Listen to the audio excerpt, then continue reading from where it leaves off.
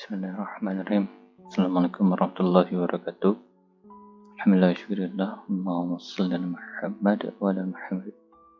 Baik teman-teman, hari ini kita bertemu lagi di mata kuliah teknik-teknik konseling. Hari ini kita melanjutkan pertemuan kita tentang mengenali perasaan klien. Sama-sama kita berdoa kepada Allah, mudah-mudahan pertemuan kita pada hari ini bisa diberkahi Allah dan tidak kekurangan sedikit apapun dari rahmat Allah dari menuntut ilmu. Baik teman-teman, kenapa kita penting untuk mengenali klien? Karena mengenali klien itu merupakan kemampuan untuk mengamati dan memberikan tanggapan secara tepat terhadap perasaan-perasaan klien. Dan bahkan kita sebagai konselor peka dengan berbagai hal selain isi dari apa yang disampaikan klien. Karena ketika konselor tidak peka dengan perasaan-perasaan klien bisa jadi merasa bahwa konselor tidak perhatian dan tidak peduli dengan masalah-masalah klien.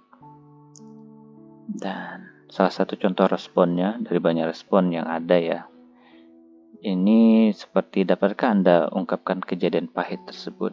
Nah, ini termasuk perasaan. Kita mencoba mengenali perasaan klien. Yang kedua, kelihatannya Anda tidak suka atau kesal dengan kejadian itu. Jadi teman-teman, yang membedakan antara perasaan dan pikiran itu ada di emosi. Sedih, senang, bahagia, kesal, dan itu semua itu termasuk dalam kategori perasaan.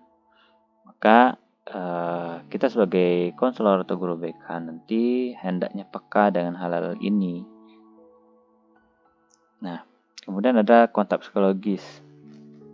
Nah, kontak psikologis itu konselor ikut menghayati, terlibat secara penuh dengan kondisi yang dihadapi klien. Jadi terjadi empati di sana, ikut merasakan apa yang dirasakan klien dan ikut memikirkan apa yang dipikirkan oleh klien.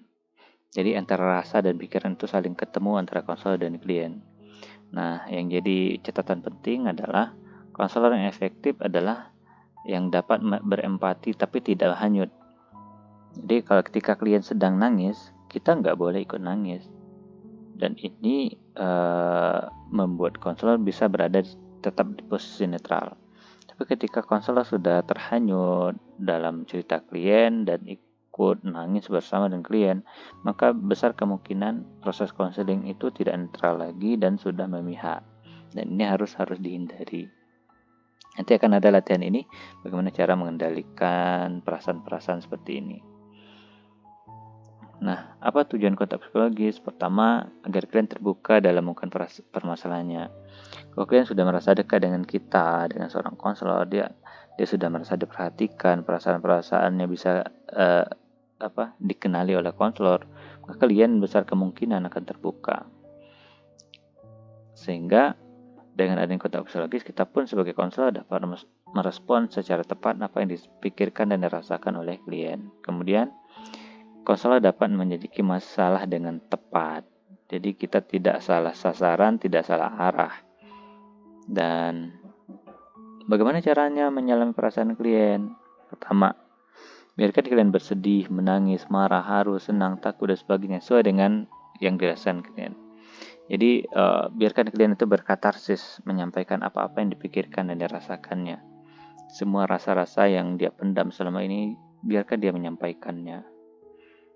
Nanti konselor mesti harus terus-menerus mengidentifikasi perasaan klien dan merefleksikannya pada waktu yang tepat. Karena pertama, kadang klien ini mengatakan pada konselor secara langsung tentang apa yang dirasakannya. Contoh, saya ini sedang sedih, Pak.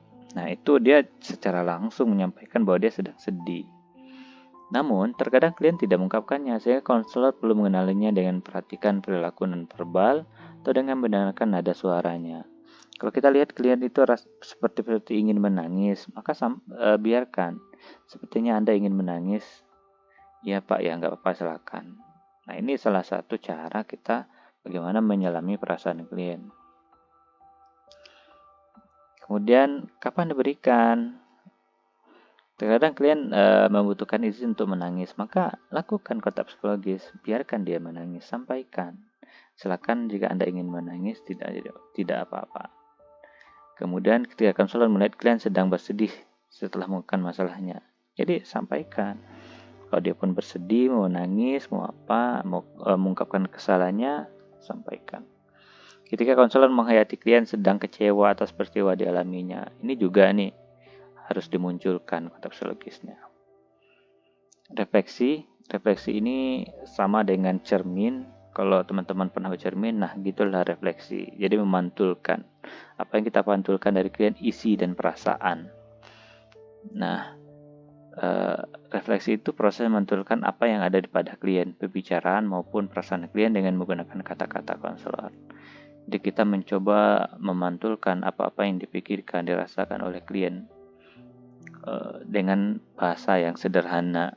Nah, apa tujuannya? Sebagai tanda konselor memahami klien, agar klien dapat mengungkapkan pikiran dan perasaannya lebih lanjut. Jadi ketika kita melakukan refleksi, klien biasanya akan lebih banyak mengungkapkan apa yang dipikirkan dan dirasakannya.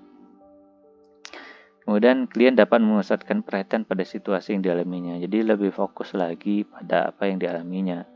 Kemudian membantu klien mengambil keputusan. Nah, apa manfaatnya?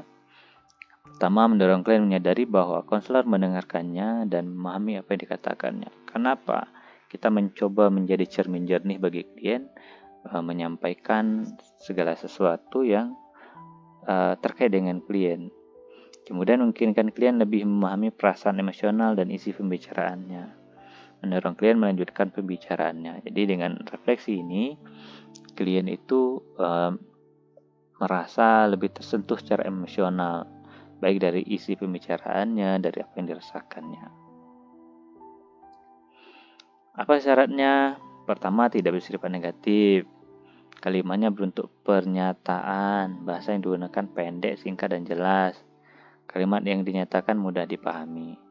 Refleksi hendaknya tepat isi atau maknanya.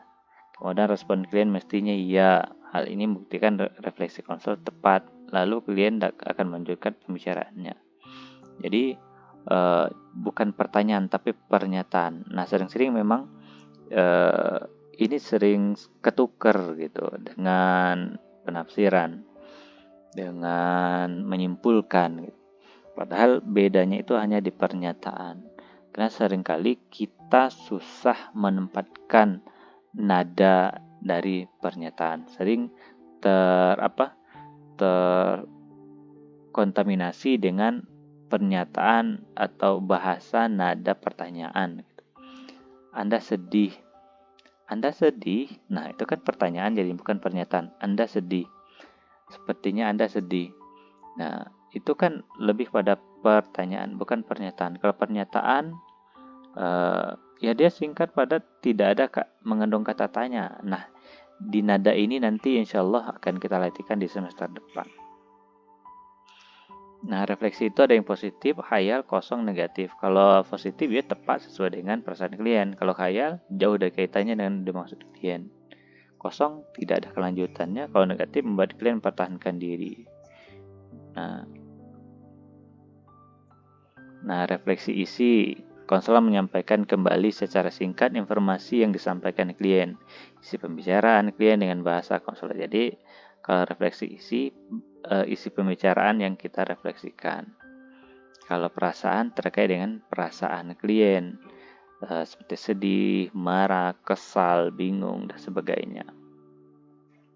Baik, ini mungkin sebagai pengantar kuliah kita. Mudah-mudahan teman-teman bisa paham. Kalaupun tidak paham, silakan tanyakan di grup. Banyak maaf. Assalamualaikum warahmatullahi wabarakatuh.